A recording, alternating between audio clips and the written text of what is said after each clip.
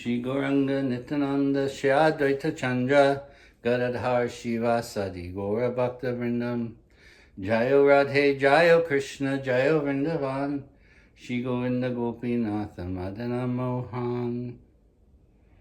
Reading from the Jaiva Dharma, chapter 31, further descriptions of Madhurya Rasa. Autumn had arrived, and one day in the evening, in the moonlight, Vijay Kumar thought of going to Sundarachala via Shradhavali. He had learned the bhajan of pure Madhurya Rasa. He did not like anything except the pastimes of Krishna now in Braj. And among the Braj pastimes, he was most absorbed in Krishna's pastimes with the gopis. He had heard that Mahaprabhu, on seeing Sundarachala, saw Braj Dham. Thus, Vijay began going towards Sundarachala alone with this in mind. Passing Balagandi, he went to Shradhavali. Seeing the forest on both sides, gradually Vrindavan began to manifest. Vijay, in an ocean of prema, said, today I am most fortunate. I see Braj, rare for even the Devatas like Brahma. These are the bowers. The Lord of our lives, Krishna, is in the Madhavi bower, covered with jasmine flowers, joking with the gopis. Giving up fear, Vijay Kumar in confusion ran quickly in that direction. As he was going, he fainted. He stumbled and fell. A gentle breeze fanned him, and in a short time he recovered and began looking around. Not seeing the pastime again, he became depressed. Vijay slowly returned to his residence and, without telling anyone, then went to bed. Seeing the manifestation of Braj pastimes, Vijay Kumar became overjoyed. He thought, tomorrow I will inform my guru what I saw. But after a few moments, he remembered that one should not reveal to anyone the confidential spiritual pastimes one had the good fortune to see. Thinking many times, he then fell asleep. Waking in the morning, he changed his mind. After taking prasad and going to Kashi Mishra's house, he offered respects to Gopal Guru Goswami and sat down. When the Goswami embraced him and asked about his health, Vijay Kumar recovered on seeing the lotus feet of his guru and began asking about Madhurya Rasa. Vijay Kumar said, Prabhu, I have been successful by the strength of your unlimited mercy. I now want to ask about the deep nature of Madhurya Rasa. Reading Ujjala Nilamani of Rupa Goswami, sometimes I cannot understand the meanings. Hearing this, Goswami said, you are my dear disciple. I will, to the best of my ability, answer whatever question you have. Vijay Kumar said, Prabhu, it is said that amongst the rasas, Madhurya Rasa produces the most confidential secrets. Why not? When all the qualities of Shanta, Dasya, Sakya, and Vatsalya exist eternally within Madhurya Rasa, and when whatever astonishment is lacking in those rasas is present nicely in Madhurya Rasa, is there any doubt that Madhurya Rasa is the highest?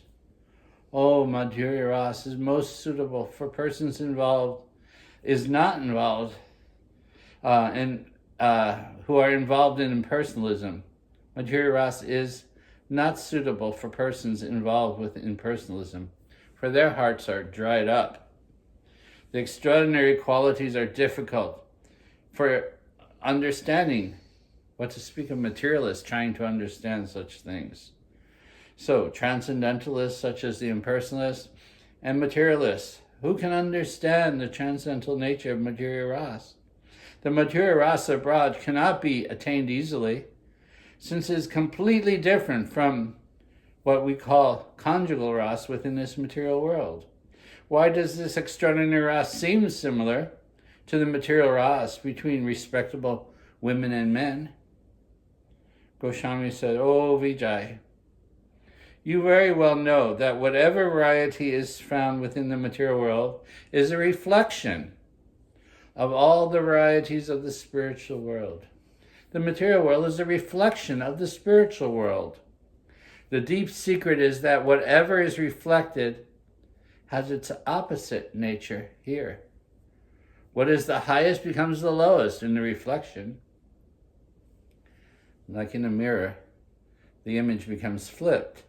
So within the material world, it becomes flipped. What is the lowest becomes the highest in the reflection. The limb reflected in the mirror becomes the opposite of the real limb. That can be easily understood. The supreme object, by the Achintya Shakti, becomes reflected as a shadow of that Shakti and spreads throughout material existence. The highest object is seen in reverse in the material world. Whereas within the material world, such conjugal relationships are generally condemned, in the spiritual world they are glorified as the highest. The rasa of the spiritual world becomes opposite in quality, a rejectable rasa within the material world. The highest objects, ras, has the most astonishing, variegated happiness. When this ras is reflected within the material world, the bound jiva, by his thoughts, fabricates a tattva, covered by upadhis. The jiva identifies absence of the quality with the highest object and thinks that all the varieties are material, and one cannot understand the nature of that spiritual existence. Identifying it with material life, one cannot understand that there is a spiritual quality to all of this. But those who take shelter of logic can easily follow the path. You have to think a little bit about these things, not simply moved by prejudice or sentiment, but one must cultivate knowledge about the nature of such ras. Actually, the highest object has ras as its very form. There is an astonishing variety in it. That variety is reflected in material ras. Taking support of the variety of material ras, people try to understand that ras which is beyond the senses. In spiritual entities, the rasas are arranged with variety as follows. At the bottom, found within the spiritual world, is called Shantaras. It is endowed with peace. Above that is Dasyaras. Above that is Sakyaras. Above that is Vatsalyaras, and above all of that is the Madhurya Rasa. This is the way that it is analyzed by our great acharyas. We begin that the lowest form of rasa is Shanta, and the highest form is Madhurya. Whereas within the material world, sometimes people glorify those great sages who have developed Shant, but within the spiritual world it's considered the lowest in comparison to those who have developed Madhurya Bhav for Krishna, the gopis of Braj. In the material world, Madhurya Rasa is in the opposite position and is seen as the lowest. Above that is Vatsalya, above that is Sakya, above that is Dasya, and above all is Shantaras, as we see within the yogis, or those who have opened their hearts up to a natural love for all things and all persons. But it is the opposite within that spiritual world. Those who think by taking shelter of the nature of material qualities conclude that Madhurya Rasa must be inferior. The condition and activities of Madhurya Rasa in the material world is condemned as most insignificant and shameful, and therefore they cannot see the transcendental nature of Madhurya Rasa within that Braj Dham. In the spiritual world, Madhurya Rasa is complete with purity, spotless, astonishing sweetness. In the spiritual world, Krishna and his various Shaktis, a combination of Purusha and Prakriti, are most pure and the basis of Tattva, or the highest truth. In the material world, the material exchanges are thus seen as shameful. Actually, since Krishna in the spiritual concept is the only Purusha, and all persons in the spiritual world are considered Prakriti in this Ras, there is nothing contrary to Dharma. Krishna is the supreme male, and everything that extends from him is considered his Prakriti So everything is meant for serving Krishna, for pleasing Krishna. In the material world, one jiva is identified as the enjoyer, another is identified as the enjoyed. Since this is contradictory to the basic tattva, the material rasa becomes shameful and detestable. In truth, one jiva is not the enjoyer of another jiva. All jivas are enjoyed by Krishna. Krishna alone is the enjoyer. This is the Vaishnava understanding, that Krishna is the only enjoyer and all others exist to please Krishna. And service to Krishna in the expression of love, whether it be Dasarasa or whatever, Madhurya Rasa to the highest extent, they're all meant for pleasing Krishna. There can be no doubt that the affairs that are contrary to Nitya Dharma of the jiva must be shameful and despicable. In consideration, the reflection is a mirror.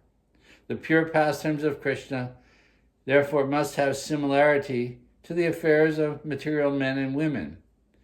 However, it is seen that one is rejectable and the other one is praiseworthy. Vijay Kumar says, "Oh, Prabhu, my life has become successful. Your sweet conclusion has made my natural firm faith and my doubts destroyed. I have understood the condition of Madhurya Rasa within that spiritual world. Oh, Madhurya Rasa, just as this very word is sweet, Madhurya Rasa, so is its spiritual bhav, which generates the highest bliss. Who is the most fortunate? And that person who has derived happiness from Shanta Rasa, when such Madhurya Rasa exists. Prabhu, I have been anxious to understand how to establish deep Madhurya Rasa within my own self. Please be merciful." Guru Goswami says, "Please listen. I will explain. Krishna is the Vishaya of Madhurya Rasa. The gopis are the Ashraya of this Rasa. With their combination, the alambana is established. Krishna is the object of the love for the gopis. And everything that stimulates that love is called the alambana." Vijay Kumar says, "Please describe Krishna now as that Vishaya of Madhurya Rasa, the object of one's love." Goswami said, "This is a sweet question. Krishna has the complexion of a dark rain cloud. His very form is the form of beauty, which excites the hearts of the gopis in Madhurya Rasa. He has beautiful limbs, has all auspicious bodily features, sweet, possessing vitality, strong, endowed with youthfulness. He knows a variety of astonishing languages, speaks in a pleasing manner, is intelligent, filled with new ideas, sober, ascetic, clever, cheerful, skillful, and grateful. Oh, he's controlled by prema. Inscrutably, the best, renowned, attracted to women, ever fresh, and has incomparable pastime, beautiful, dearest, and plays the flute. On seeing the luster of his feet, all the pride of Cupid disappears. His glance bewilders everyone's heart. He is an ocean of attractive pastimes of great fortune for all the young women of Braj. This is Krishna the Vishaya, the object of the love of the gopis of Braj." Vijay Kumar said, "I have nicely understood that Krishna, a spiritual form endowed with spiritual qualities, he is the only hero in that spiritual Madhurya Rasa of great variety, the single male whom all others love. Krishna is there, and then he's surrounded by that circle of gopis whose hearts are all attracted to him. Therefore, they are the ashraya, the possessors of such love, for that Vishaya, the object of that love, Krishna.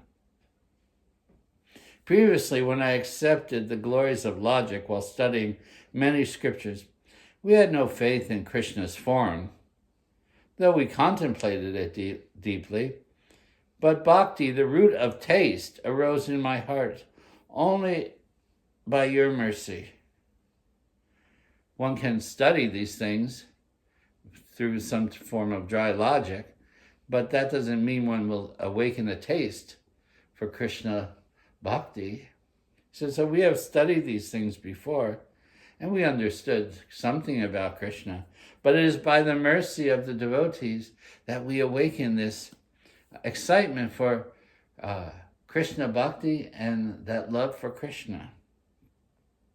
I've obtained the vision of Krishna day and night in my heart, now purified by bhakti. Even if I give him up, Krishna will not give up my heart. Oh, what mercy! I've established him in my heart, and now he never leaves. Wherever I go, Krishna is there. I have understood Ras directed to the Lord is very difficult to understand for those who have no devotion. But those who have dedicated themselves to the lotus feet of Bhagavan Shri Krishna can taste such bhakti ras.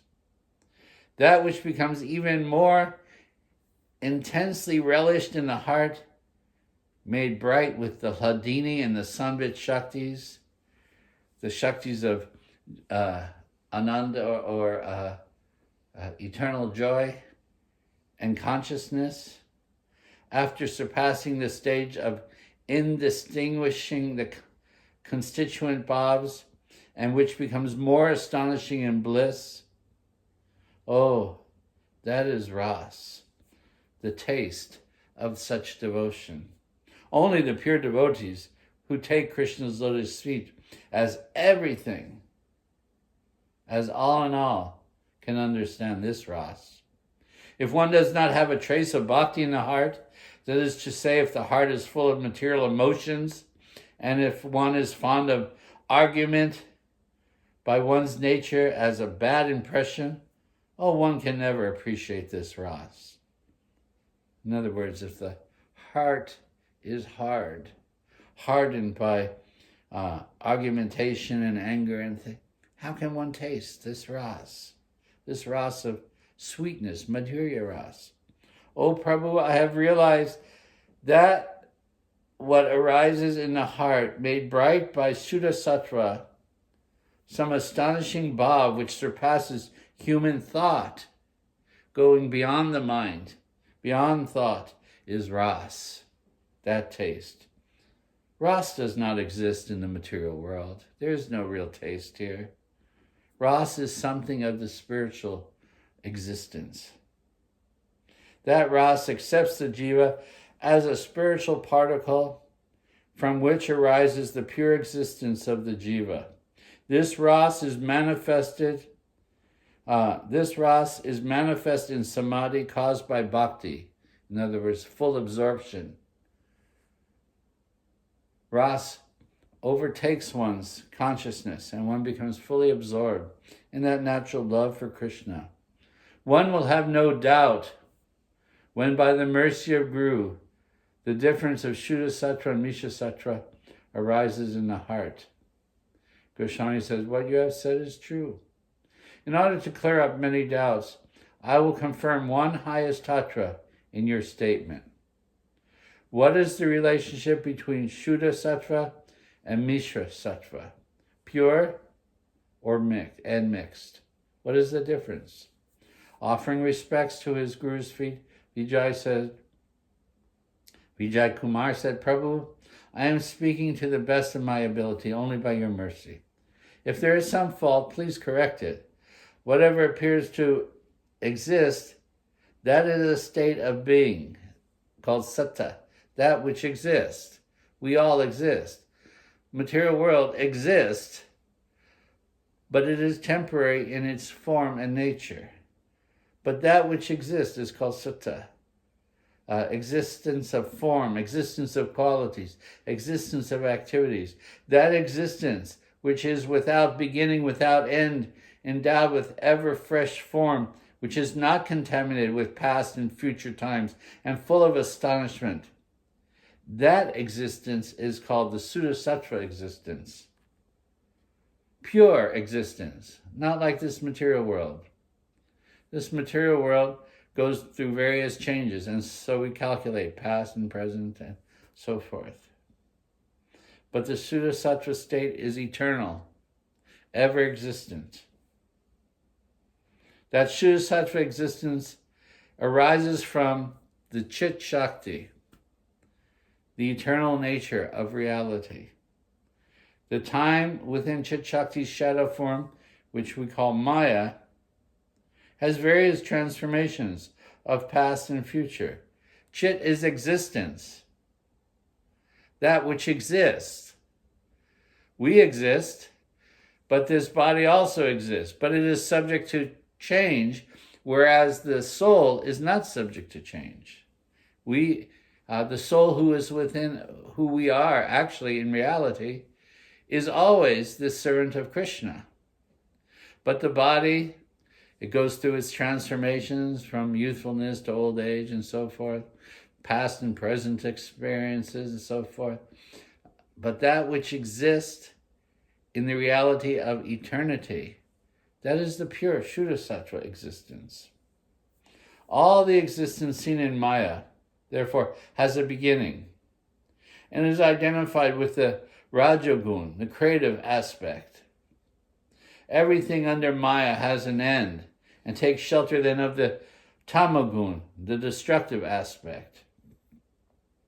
This existence is called Mishra Sattva, mixed, because it is going through its transformations. The pure Jiva, though, is Shuddha Sattva. His form, his qualities, his activities are composed of Shuddha Sattva, pure reality. We'll translate it, Shuddha Sattva, pure reality, or pure truth, that which does not change. If the pure Jiva is bound by Maya, his existence becomes mixed by the modes of nature, and therefore he is subject to the varying modes and delusions that arises through the changing modes, rajas, tamas, and so forth. Goswami says, you have stated a very fine conclusion. Now tell me how the jiva's heart becomes bright by Shuddha Sattva. Guru is inquiring from him. I want to hear what your realizations are. And Vijaya says, as long as the jiva is bound in the material world, his Shuddha Sattva nature does not manifest properly, because he's under the control of the modes of nature. To that degree that it manifests, to that degree the jiva attains his swarup. There is no result by activities of gyan or material karma. If there is dirt on one's limb, can one cleanse the dirt with more dirt? Material karma is all dirt. How can we clean up dirt with dirt? Gyan may be considered like fire. Applying fire to the contaminated existence, even existence gets destroyed. How can this produce the happiness which arises from cleansing that dirt? In this context, Gyan means the impersonal conception that I am one with the Supreme. And therefore, how can one actually taste true spiritual ras when there is no distinction between oneself and the Supreme? We may be considered part and parcel of the Supreme, and therefore we have to understand our true spiritual nature. This Shuddha Sattva arises by bhakti, whose source is the mercy of Guru, Krishna, and the Vaishnavas. When it arises, it makes the heart bright. That Shuddha Sattva stage, therefore, arises only through bhakti. Clarity of consciousness and reality of our true spiritual existence awakens with bhakti. And where does that bhakti come? We can see that it comes by the mercy of Guru, by the mercy of Krishna, and by the mercy of the Vaishnavas. And when that arises, that bhakti awakens by their mercy, the heart becomes bright. So this chapter is quite lengthy, so we're going to stop at this point here and pick up this same chapter next time we begin our reading. Jai Gaur Premanandi Haribol Jai Shri Shri Radhe Shyam.